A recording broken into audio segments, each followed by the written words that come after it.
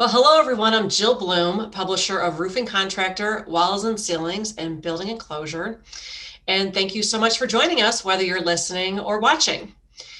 It's exciting to have summer arrive, and it's pretty hot in a huge part of the country, which we'll be talking about as well shortly. But first, let me welcome Trent Cotney, the CEO of Cotney Attorneys and Consultants, with us here today, and also Art Eisner, the editor of Roofing Contractor.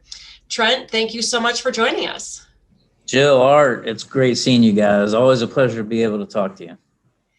Well, it's an honor to always have you on as much as we can, Trent, because you've got such great insight. And we were just talking about some of the biggest pressing issues happening right now that's taking up a majority of your days. But can you give us an update? Sure, absolutely. So the supply chain issues continue to be the dominant issue, from a legal standpoint right now. And those issues come up in a couple of different ways. It's either, material price increases or increased lead times. We've had nightmare scenarios where prices have gone up. I have, one contractor where they're looking at a $250,000 price increase. I've got another contractor where I got involved. I had to contact the manufacturer and I said, hey, when can we expect these materials? And I knew the person on the other side. We got a great relationship. He said, hey, we'll be opening Christmas presents by the time you get this. And that's not what I want to have to tell the customer.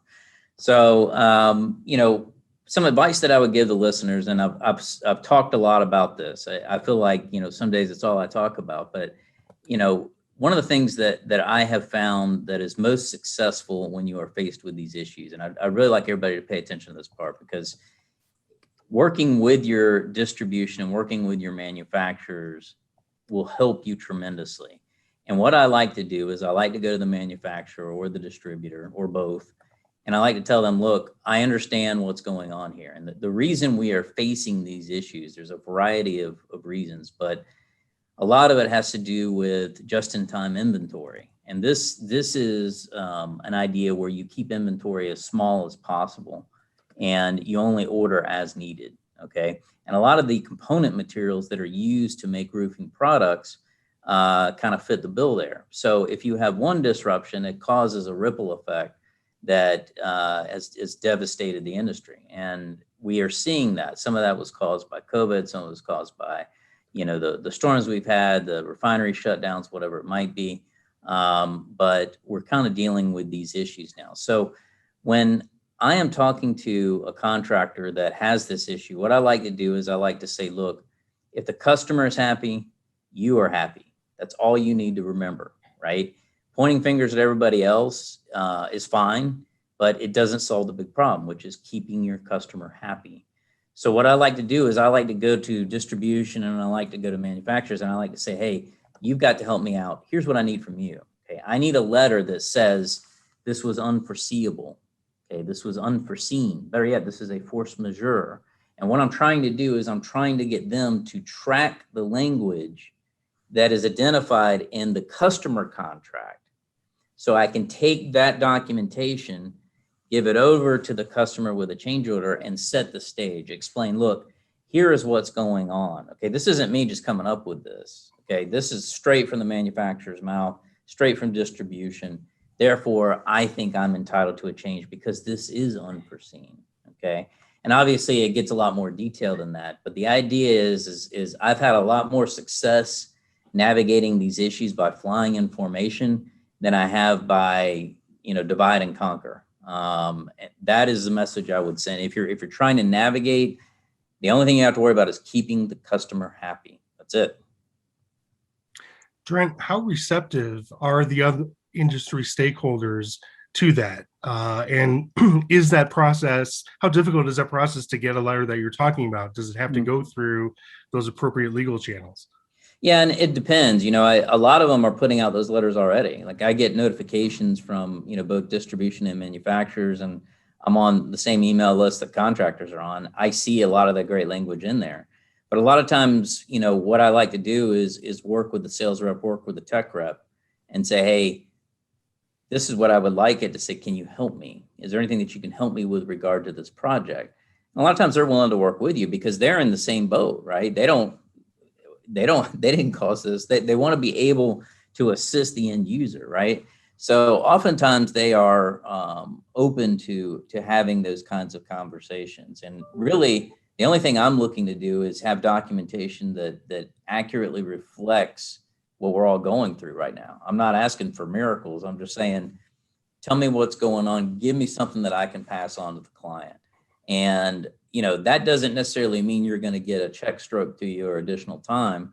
But what it does do, Art, is it helps you set that stage for negotiations. It helps you explain the issue. So it's not just coming for you saying you want extra money. You can point downstream and saying, this is an event that we have never seen before in this industry. It has absolutely affected every single aspect. Here's some links to news sources on it. And what you do is you put all that together, combine it with your contractual terms, and then you're setting yourself up pretty good for negotiation. One more follow-up on supply chain. Is it time to change that just-in-time inventory philosophy, and how possible is that? Yeah, it's an interesting concept. We've been operating under that. I've joked around all the time with inventory kills. And that's the saying everybody says. You got a bunch of inventory, you're sitting on it, it's not making any money. You want to be able to order as little as possible, not tie up your cash, tie up everything else. But this raises a lot of very interesting questions. If I am a manufacturer that is dependent on a resin that's being sourced in a place where I can't get it anymore, what do I do there? I would probably look at a strategic plan that looks at maybe stockpiling some essentials just so that I can continue functioning. Because look, if I'm a manufacturer and I can't get source material to make product, I'm not making product, which means I'm not making money. And that's how you got to look at it. So there's a little bit of a gamble. The good news is that gamble has paid off for a long time now, right? But when something like this happens, it shows you this is the downfall of the global interconnectedness of our economy. We've always seen the upside of it.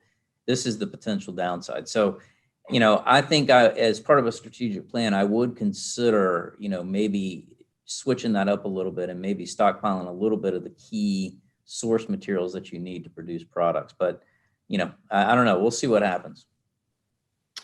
Switching gears a little bit to the other major issue of the day emerging from COVID-19, the EEOC recently posted new technical guidance on how federal laws apply to those incentives offered by employers who want to confirm vaccinations. What do contractors need to know about that? It sounds complicated. Yeah, and the EEOC, the guidance that they put out, it was not the easiest to necessarily understand. But when you dive down into it, really what they're saying is there's nothing wrong with mandating vaccines, but there are some caveats. And we've talked about these caveats before. You have to be sensitive to people that may have medical issues that would prevent them from getting a vaccine. You have to be sensitive to people that don't want to have a vaccine for religious purposes. But asking whether or not somebody has been vaccinated does not violate the ADA. Okay, a lot of people say, well, I don't want to violate HIPAA. Well, HIPAA is really the wrong act. HIPAA deals with privacy from a medical standpoint and a hospital or a healthcare facility. From an employer standpoint, we're concerned about ADA, right? The American with Disabilities Act. We're trying to make sure that we don't ask for information that would otherwise be confidential or would put them in a position to where they feel discriminated against based on the ADA. So there's nothing wrong with that, okay? And then they went down further and they identified some other acts, GINA, which deals with genetic testing and things like that. It says it doesn't violate that. But the key thing to remember is that when you are creating voluntary incentive programs, you want to be careful and you want to work with your third-party benefits provider in figuring that out. There are ways to do it to where you are not creating disparate treatment or potential discriminatory practices. And I think what the EEOC did was just kind of solidify a lot of the guidance that we had kind of heard out there already.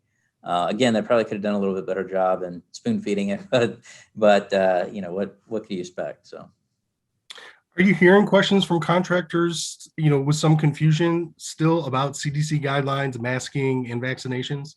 Yeah, absolutely. And, we're putting out some guidance on that to kind of assist. The guidance is out there. Okay. The CDC has been fairly clear in what their guidance is. And that is that if you're vaccinated, in most situations, you don't necessarily have to wear a mask. There are certain situations where you have to still, like a plane, for example. Okay.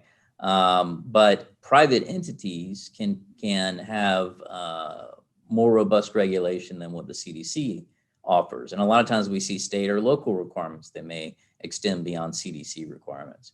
So I think a lot of the confusion is created by these private entities. Some hotel chains are following CDC guidance, where other hotel chains are still, under previous guidance that requires wearing a mask at all times. I'll be honest, I'm a little confused. When I go out to eat, I always carry a mask on me, even though I'm in the state of Florida that has been pretty much wide open forever. Just in case. I'm not sure do I have to wear a mask to get to the table, or is that not a thing anymore? So I would tell everyone that as far as the federal guidance, it has not changed. It is the same, but the application of that guidance may differ depending on your state and private entity requirements. Okay, thanks, Trent. You always seem to feel the heat down in Tampa. We're starting to feel it with a pretty serious heat wave here in the Midwest. And of course, it's reflecting in other parts of the country. Can you talk about the dangers of heat to roofers from a liability and a safety perspective? Absolutely. So heat injury and illness is something that we take as serious as we can take it. And this is about the time every year where I start getting phone calls. And ironically, the calls come from up north, or come from Chicago, or come from Minnesota, or areas that aren't used to the heat as much. Now we see heat injury, illness, fatigue, things of that nature throughout Florida and California and Texas and Phoenix, those types of places.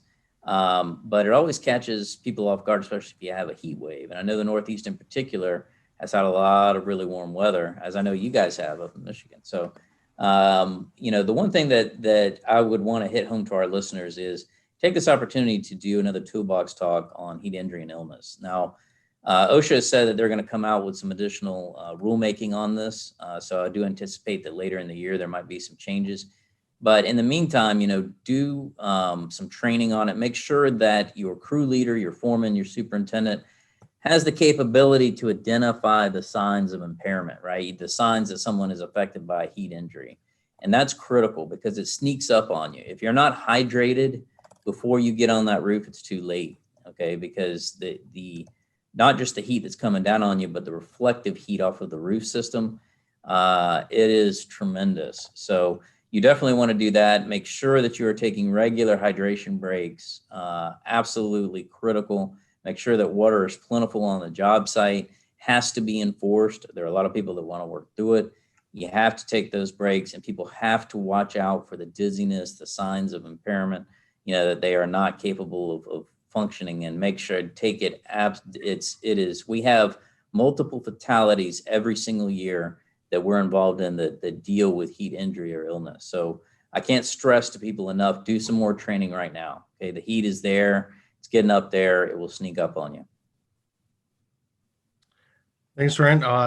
Good insight. And as you mentioned, if there's some more rules coming from OSHA, you can certainly depend on some more enforcement coming from them. I wanted to turn to some recent news we published on roofingcontractor.com. We've noticed reports of violations, criminal charges, and even business bans going into effect in Kansas in particular, indicating some stepped up enforcement. Is there anything particularly interesting happening in Kansas, and what should other contractors take note of? So I am licensed in Kansas and I practice there. And I can tell you that Kansas has a registration act for roofers. It's very similar to licensure here in Florida and other places where you have to register, as a roofing contractor. And I know in the instances where you guys did a great job of reporting on it, there were some problems where roofing contractors weren't registering, and they were also had issues with abandoning the project and other problems that were out there. And I think what you're seeing is, I think you're seeing a concerted effort by that agency to enforce. So the message to listeners would be, if you work in multiple states, and I know many of our listeners do, if you work in multiple states, you really want to be careful when you cross that line. You could be working in Texas one day that doesn't have any kind of requirements, and the next day you're in Kansas, could be a different deal. Okay, so very important that you understand what the licensing requirements are, what the permit requirements are, and follow them, because you will get agencies that like to make a point out of contractors, and I think that's kind of what we're seeing right now in Kansas. Okay. Trent, it is also the NRC's National Roofing Week. What are you hoping roofers kind of remember about what's important about the profession this week and the importance of telling others about it? So I think this is great. Both NRCA and CRCA, the Canadian Association, are engaged in Roofing Week, and we're actively participating in it. Every day there's a different thing that we post about social media or this, that, and the other. But the thing that I like the most is there's a charitable aspect. Actually, today is the day of charity. So to me, philanthropy is incredibly important. Giving back to the industry that, has put food on my table and my employees' tables, I think is paramount. So one of the things that we're doing that we're proud to do is I serve as a trustee for Chicago's CRCA's foundation. And we're putting out something where we're going to match contributions up to $1,500 to get some additional money for that foundation. Obviously, I contribute personally to almost every foundation that's out there, but we wanted to use them in particular because they do some great work with scholarships and with some charity roofs that they're doing. So the thing that I'm always most excited about is the opportunity to give back. That's the one thing that I enjoy the most about any of Roofing Week or otherwise. So I'm excited about that. Appreciate you for that, Trent, no doubt. What else is on your mind this week? Art, I read a very interesting thing, and I've been getting this report from a lot of roofing contractors, and this is something that it kind of caught me off guard.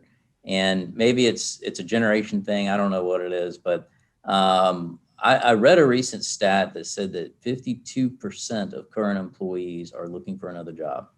And almost 60% of millennials or younger are currently looking for another job. And the justification for that was COVID, that it has gotten rid of a lot of the camaraderie that normally you would see in an office place. A lot of people are looking for a fresh start. A lot of people just believe it's time to do something different. And what I would advise the contractors that are out there, not as big an issue with, crew and labor. That's difficult to find in and of itself any day of the week. But for your home office, just be aware. It's don't take it personally. It's going to happen, and recognize that I think it's a sign of things to come. I think you've got a lot of people now that are feeling disenchanted after COVID-19, and continued engagement with your employees, trying to keep them still in the mix, is something that you should definitely focus on, because I anticipate we're going to see a lot of that. Very good, Trent. Thank you. Well, one thing that there's no doubt, if people are looking forward to seeing people face to face, and if they're not going to the office, like you were just mentioning from that statistic, one thing for sure that's changing is all these trade shows have been moved to like the Q3 and Q4 of the year. So we're going to have a lot of opportunity to get together face to face and see each other. We've got FRSA coming up, and Best of Success in Western states. But I know that you're going to be speaking at a lot of these events, Trent, but what is the most important thing you're going to be talking about, let's say at FRSA? So FRSA, we've got a lot of great things that we're talking about. A lot of my team is going to be there as well. I'm talking about critical contract provisions, and I'm going to go through soup to nuts, talk about the basics, talk about roofing specifics, and I'm assuming material shortages will still be an issue, so I'll tie in some of that as well. I like doing these broad topics because it allows me to kind of at last minute put in some stuff that's timely if need be. So we're doing that. We've got some great courses on, Art, to get back to your, registration and licensing. We've got some licensing stuff that they need for credits down there. So looking forward to that, and it should be good. I've heard a lot of real positivity coming out of that group, and I think that that expo is going to be filled. So looking forward to it. Yes, I think a lot of people in the industry are. Well, Trent, thank you so much for your time today. We really appreciate all the insight that you always give for contractors each week. And if you have any questions, you can reach out to Trent directly at cotneycl.com, or you can reach out to us at roofingcontractor.com or wconline.com. And everyone, please stay safe and healthy. We look forward to seeing you next time.